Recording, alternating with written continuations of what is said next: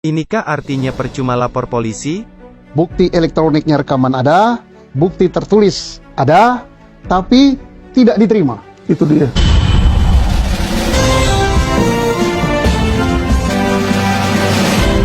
Karena saya tahu, dan pasti kalau misalnya Bapak ngeritik suatu lembaga. Di Indonesia ini memang negara demokrasi, sudah reformasi, tapi bukan seperti membalikkan tangan. Semua orang sudah mereformasi dirinya, sudah berubah demokratis, tidak. Masih banyak yang kolot berpikiran lama. Kalau dilaporkan, dikritisi, bukan dicari materi kritis itu, tapi dicari siapa yang mengkritik ini. Bila perlu cari kesalahannya, bila perlu dicari apakah dia waktu kecil dulu pernah nyuri mangga atau tidak, gitu kan? Nah, ini republik, Pak. Bapak harus siap-siap menghadapi itu, karena memang kenyataan di lapangan seperti itu. Iya. Pak Alvin, sebagai pengacara, sebagai advokat, apakah Bapak kalau melaporkan sesuatu perkara ke aparat, tentunya kepada penyidik yang pertama, apa langsung ditangani? Atau ada sesuatunya? Gini Pak, dari kita awal pertama kali mau lapor aja Pak, ya kan, itu tergantung siapa yang dilaporin, dan ada muatannya atau tidak.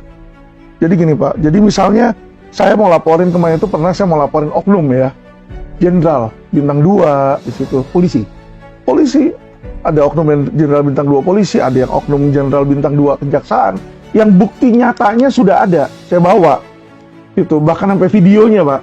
Jadi Sama polisi ditolak Pak. bukti elektroniknya ada, bukti tertulisnya ada, bahwa dia telah melakukan kejahatan yang dilaporkan itu. Iya, Ke polisi melaporkan. ke polisi. Jadi oknum tersebut saya laporin juga ke Jamwas. Kalau yang jaksa saya lapor juga ke Jamwas, ya kan. Tapi ke polisi juga Ke melaporkan. polisi saya juga mau laporin kan, karena kan ini menurut saya bukan cuma etik tapi pidana. Hal yang sama dengan kepolisian Pak. Jadi waktu itu ada dugaan barang hilang, barang milik investasi bodong yang disita tapi nggak ada hilang. Saya laporin jenderal tersebut ke Propam, tapi saya juga berniat melaporkan ke SPKT. Ketika saya datang ke SPKT, saya cuma diputar-putar aja Pak. Nggak diterima itu laporan. Tahun berapa itu Pak Alvin? Belum lama Pak, masih zamannya Ferdi Sambo Masih sebagai zaman Kadif Propam. 2022 lah.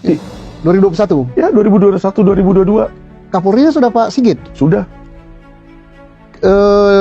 Kabar skrimnya sudah Pak Agus. sudah. Berarti beliau kalau dengar pembicaraan ini tahu lah.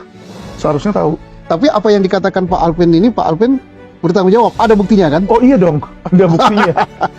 Nah, ini jarang orang yang berani seperti ini, Pak. Buktinya ada, bukti elektronik ada, bukti tertulis ada, dan lain-lainnya ada, tapi dilaporin sampai sekarang tidak diproses. Nggak diproses.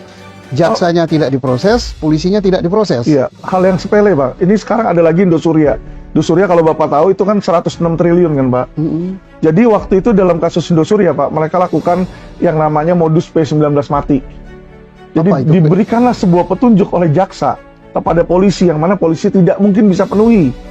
Yaitu petunjuknya itu meminta polisi untuk memeriksa seluruh 14.500 korban. Jadi kan polisi udah periksa 92 orang korban. 92. Padahal kalau kita belajar KUHAP, saksi cukup itu cukup 2 atau lebih udah cukup Pak. Tapi Ini Bapak- 92 kan udah Bapak cukup, tidak Pak. protes ke kejaksaan. Saya protes. Terus Jawaban jaksa gini, kamu dapat P19 ini dari mana? Ini rahasia negara. Sebutkan orangnya, saya mau proses ini orang. Jadi bukannya masalah saya yang diiniin, technicality-nya saya mendapatkannya itu yang dicecar sama dia. loh, tapi akhirnya tetap diminta memeriksa 60 Enggak, ribu orang. ketika saya udah jebolin ke media di situ dan saya broadcastin, sudah tidak Pak. Tapi yang lebih hebat lagi sekarang, setelah ini naik ke P21, jadi kemarin itu penjahatnya sempat lepas Pak. Jadi udah ditahan 4 bulan sempat lepas. Karena P19 mati itu kan. P19 minta sekian puluh ribu orang diperiksa. Iya, kan nggak bakal Oke, mungkin Pak itu. Alvin. Sampai sekarang perkara ini gimana? Sudah disidangkan. Sudah Tetapi disidangkan? muncul kejanggalan lain Pak. Di hakim. 102 triliun, aset yang disita cuma 2 triliun, dan ada banyak aset sitaan di luar negeri tidak masuk di dalam surat dakwaan. Saya mintakan lagi pertanggungjawaban jaksa. Jadi ketika saya gembar-gembor kejaksaan, jaksa nggak suka. Dan dia tidak menjawab pertanyaan saya. Jadi ketika ditanyakan oleh media, tuduhan Pak Alvin, dia bilang, nggak mau jawab pertanyaan saya, dia bilang, silahkan masyarakat yang menilai.